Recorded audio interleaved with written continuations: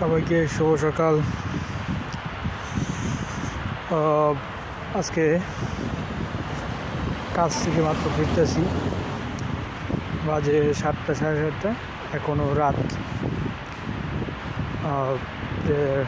যে বিষয়টা বলার জন্য আজকে আমি আসলাম সেটা হচ্ছে, গতকাল আমার পুলিশ ধরছিল।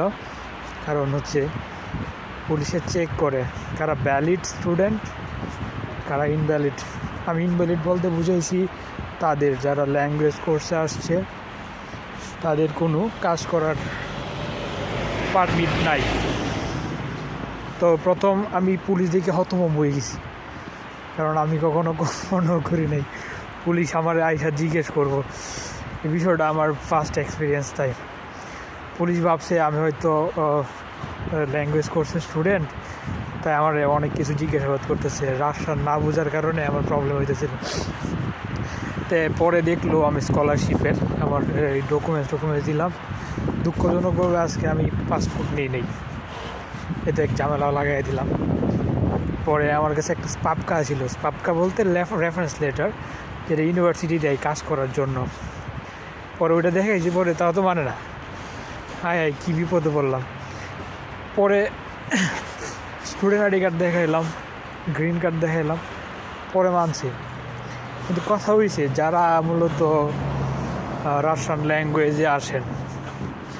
ল্যাঙ্গুয়েজ কোর্সে আসেন, তারা কিন্তু কোনো জব টব করতে পারবেন না। আসবেন সাবধানে।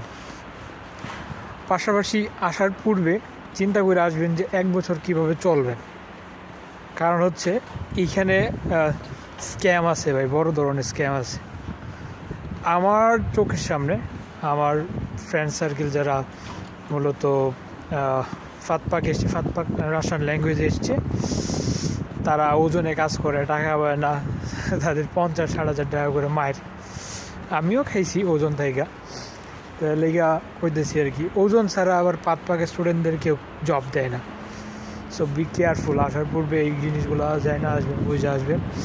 আর সবচেয়ে ভালো হয় ল্যাঙ্গুয়েজ কোর্সে না আইসা আপনি যদি মেইন কোর্সে আসেন, মেইন কোর্সে বেটার। ওকে, সবাইকে